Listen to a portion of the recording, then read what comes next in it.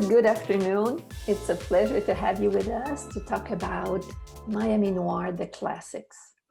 My pleasure, Josie. This is the second Miami Noir project. So is this a sequel? Well, it is a kind of a sequel. The Akashic Press has in the past, after they've published one book of noir fiction that has been where writers have been approached and asked to compose a story, particularly a new story for that first volume. Then what Johnny Templars liked to do is go back and see what was published before that initial edition of noir came out, and to see if there is a set of classic stories published over time before that. Well, our volume of Miami Noir came out in 2006. So my charge was to see if there might be a volume of stories that had been in crime and noir fiction that had been published with Miami as a setting in the years prior to 2006. And I told Johnny at the outset that was going to be very difficult. I wasn't sure there really was a volume of noir fiction that had come out of Miami, for the simple reason that Miami is a very young city. It was established just a couple of years before the turn of the 20th century. It was very much a frontier town. There were no literary salons. People were, it was all they could do to make ends meet. So it was a good long time before anybody sat down to write fiction or poetry of any sort, let alone mystery fiction. And then on the other end of the spectrum, in the 1980s, there was a sort of boom, so-called Miami school of crime fiction. And there were all these writers, including Carl Hyacin and Charles Willeford and Douglas Fairbairn and so many more, but they weren't writing short fiction. They weren't writing short stories. They were writing novels. And Johnny said, no, I'd like to keep the chapters to a minimum. I'd like these to be freestanding short stories. I said, well, Johnny, I don't know if this is going to work, but I'll give it a try. He said, you'll be able to do it. Just get back to me when you're finished.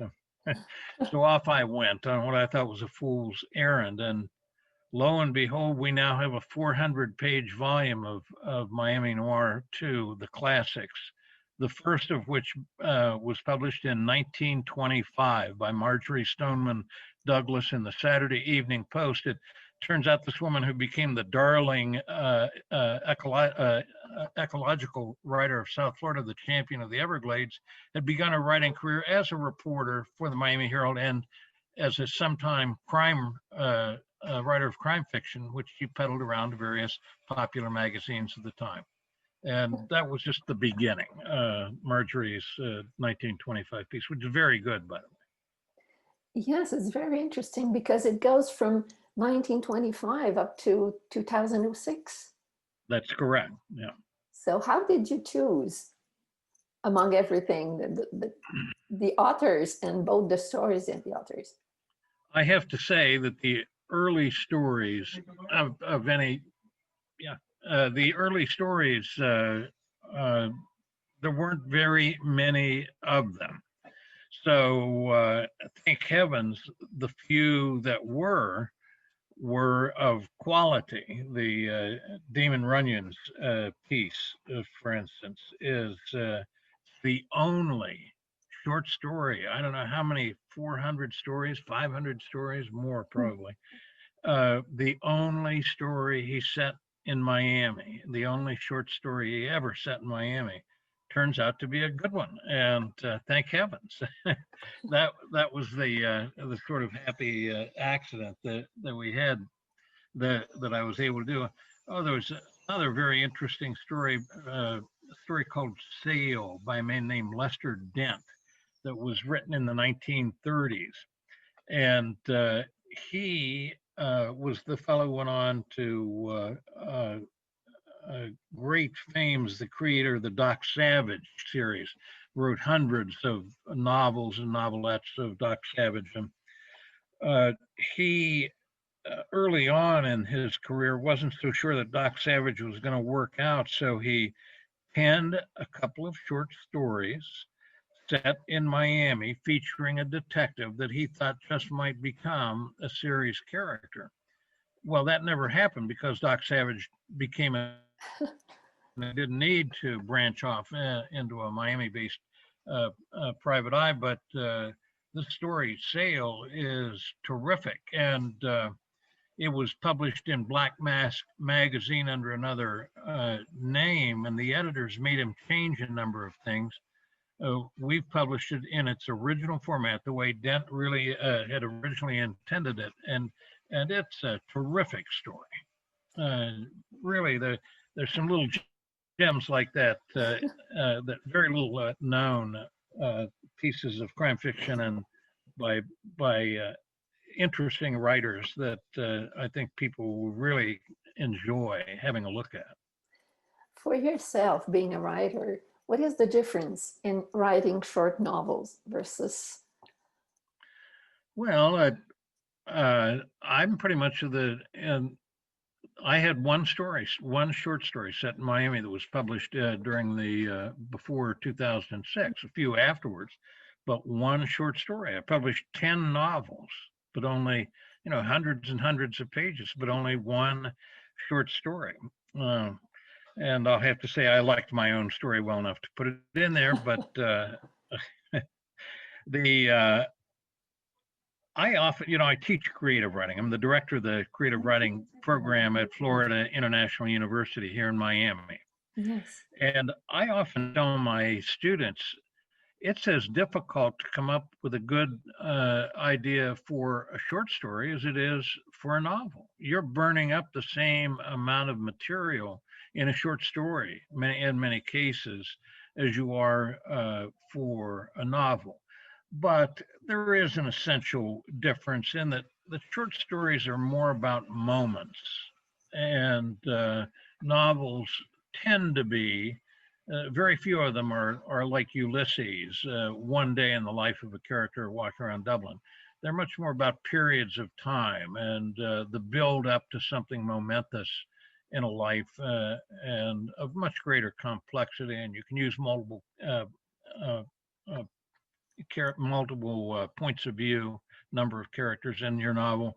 Short story usually is limited to one person, and it's about a moment, an afternoon perhaps, but sometimes just a few minutes in a character's life. Almost like a picture.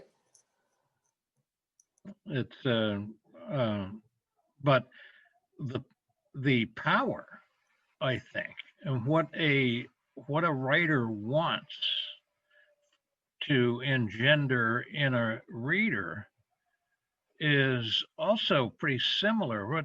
What you would like when the reader finishes the last sentence of your story is to feel that same emotional punch that they feel when they read the last sentence of your novel and put it down, hopefully with a satisfied sigh. You're aiming for basically the same amount of emotional kick that in both. Or sorry, it ended too soon. Sometimes. I'm sorry, I couldn't hear you. Well, sometimes we're sorry it's ending too soon. We would love to, continue. Oh, absolutely. The books and the stories that you love, and immediately you say, I'd like to read another just like that. And there's much of that in crime fiction. People read one, they finish one Ross McDonald or John D. McDonald, and they say, oh, please let there be another one. And they're just bereft when they realize they've finished all of a series character. I wrote 8 novels about the same character, a man named John Deal, a South Florida building contractor, and they're still all in print. You can still get them online and at various booksellers. And at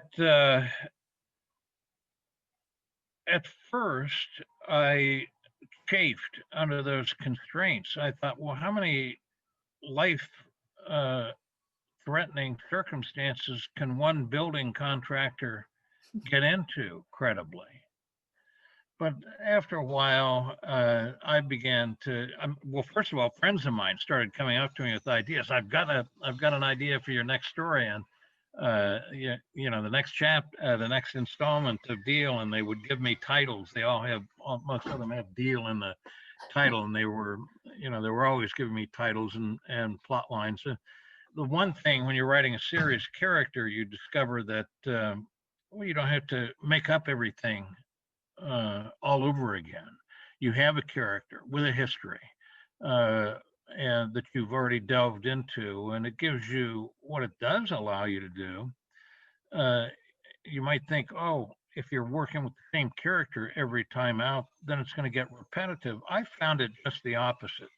I found that the fact that I was working with the same character allowed me to dig a little deeper and into different aspects of personality than I had in the previous book. I mean, the reader would have to be the judge of whether or not I was successful, but I was just as interested in doing what I just talked to you about as if I were writing a book about a new character. Oh, perhaps even more so. Yeah, that's very interesting. And one last question: what would be the quality necessary to be a good writer? There are so many. I'm going to be. This is all part of the Miami Book Fair. This I'm going to be presenting on this book as part of the Miami Book Fair, along with 300 or 400 other authors or more on all those panels coming up in November. And the fact that there are going to be 300 or 400 or 500 people, novelists or authors, talking about their books should suggest to you that there are an awful lot of ways to success. If there were only one path, it would be awfully repetitive. And you go to the Miami Book Fair and you come away from a day of listening to these panels, it'll be virtual this year, of course, saying, oh my goodness, I just didn't realize there were so many ways of going about it. But I like to tell my students, yes, there's a formula for success in writing. And here's the formula: 25% talent, 25% hard work, 25% persistence, and 25% luck. And that equals success in writing. Now, some of us have a little bit more of one or the other, but if you look at the New York Times bestseller list on any given Sunday, you'll see, well, you might say a quarter of them might be lucky. I don't see what that's doing there, but a quarter of them are there because they are so well written. And then there's another quarter of people who have been at it for 25 years and readers want the next installment. And then there's some people that have just worked themselves to the bone and come up with a one-off, you might say, that no editor can turn away from because of the passion that's evident in the project. So, well, all those things go into it. Well, Standiford, you've been very kind. Thank you for this interview. It's been a pleasure, really. Very nice of you to have me. And thank you also. Let's do it again sometime. Of course. And thank you to the Miami Book Fair for allowing this interview.